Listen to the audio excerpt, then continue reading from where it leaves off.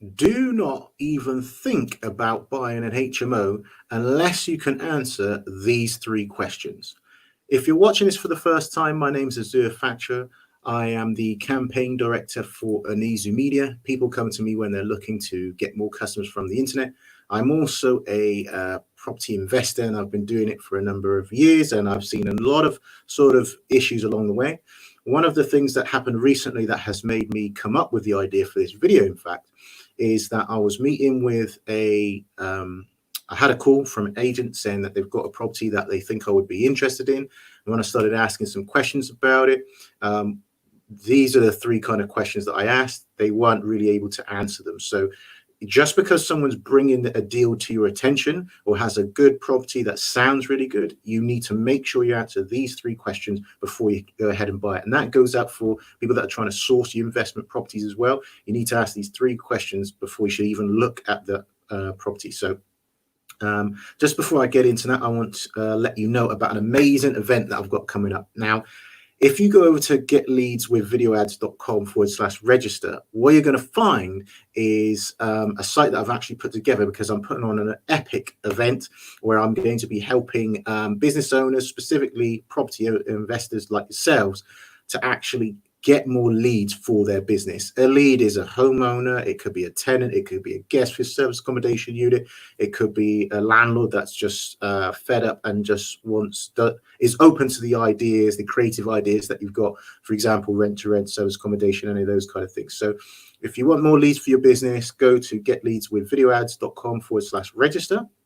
So let's get into the three questions that you should ask. So the first question that you need to ask the person is this property in an Article 4 area? If you don't know what Article 4 is, well, basically what happens is you can have a residential property. Let's, for argument's sake, say it's a 3-bedroom, 3-reception residential property in a nice area that's maybe close to university. So it lends itself very well to turning it into a shared house where students would then rent. So what people are doing typically is we're taking that 3-bedroom, 3-reception property, turning two of the reception rooms into bedrooms, and then just leaving one of the reception rooms as the lounge, therefore making this 3-bed, 3-reception property a 5-bed HMO. HMO is just a fancy way of saying shared accommodation. So imagine you're renting to students, if you will. Now, before, when you look at a property like that, in its original state as a 3-bed, 3-reception, that's classed as a C3 property. So when you look on the planning logs and whatever you want to call it, you go to the planning portal, they'll classify that building as a residential building classed for C3 usage, which is for a family dwelling. Now, when you change it into an HMO, when you move students in there, for example, or professionals, whoever, when you move multiple people into that property to make it a shared house, that turns it from a C3 family dwelling residential into a C4, which is a HMO, which is multiple occupancy, that type of thing.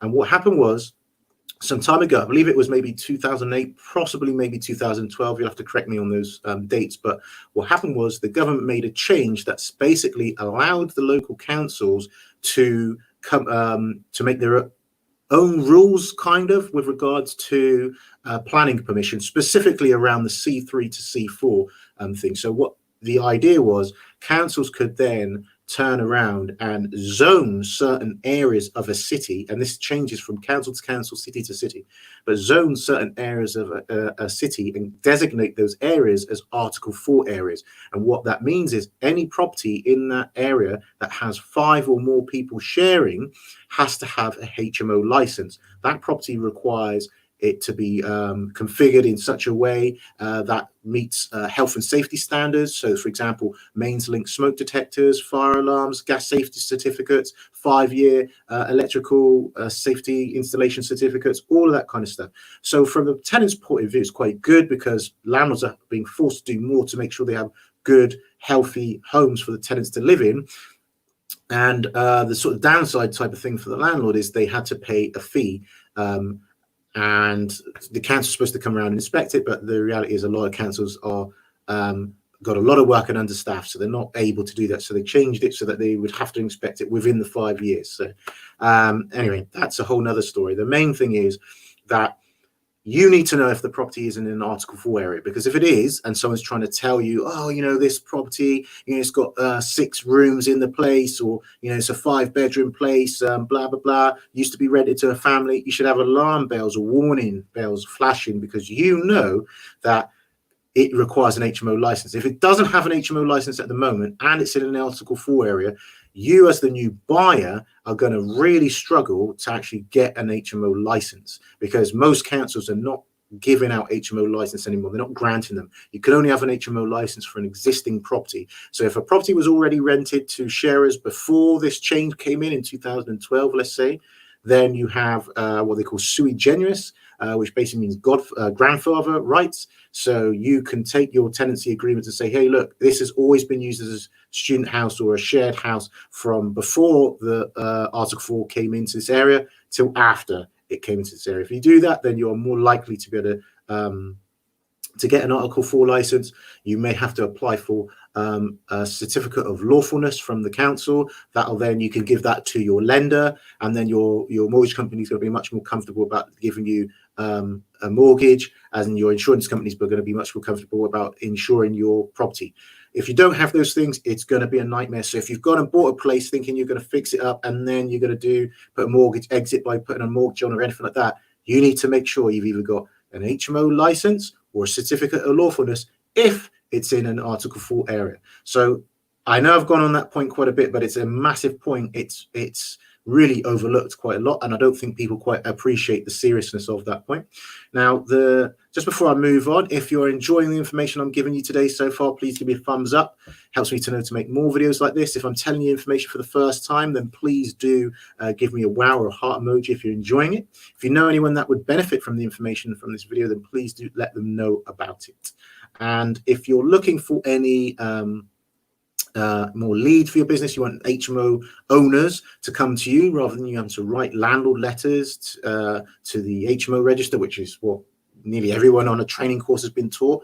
If you'd rather them come to you, the landlord and owners come to you, then make sure you go to getleadswithvideoads.com/register to check out the free event I've got coming up. I know it's going to blow you away. You're going to absolutely love it. Now, moving on to point 2, licensing schemes. In addition to the Article 4 prerogative that they've got, councils also can have selective licenses in place. So Article 4 mainly affects people or properties that are renting to 5 or more sharers. However, to combat the overcrowding and stuff like that more, councils are allowed to have selective licensing or additional licensing in certain areas. So they can zone certain areas of a place and say any property in this area needs to have an additional license if you're renting to 3 or more people. So you might think, oh, I've got a mini-mo, or however you want to call it, or a 3-bedroom property that you're renting out to 3 individual people.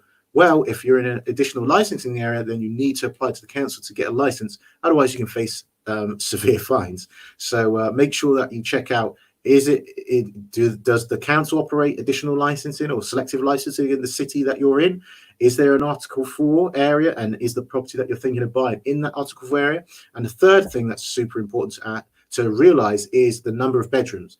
Now, a lot of times people say, oh, this property over here, 6-bedroom place, there's 2 other rooms that are filled with been storerooms at the moment. Empty those storerooms. When you buy the property and fix them up, you'll be able to rent them out. That's additional 2 rooms, right? Here's the thing. When you have a property that has 7 or more bedrooms and you're trying to rent that out as a shared house, then you actually need to have planning permission, and you have to meet a whole another load of criteria in order to get the planning permission to then be able to lawfully rent that property out as a 7 or more bedroom property. So those are the 3 things that's super important. The planning one is often overlooked, additional licensing is often overlooked, and also the Article 4 area is also often overlooked. So I hope you found this information useful. If you're watching this on a replay, then please do leave a comment, #replay, so I know you watched it. And anytime you're live, please do say hello. Don't be scared to just watch. I know some people are just watching and they're not really talking, but please feel free to chime in and ask me any questions. I don't bite. And we'll go from there. And if you're looking to get more leads into your business and grow your brand, then make sure you go to getleadswithvideoads.com/register for the amazing event that I've got coming up. for you. So that's it from me from now. I hope you've enjoyed the video today. I'll see you in the next one.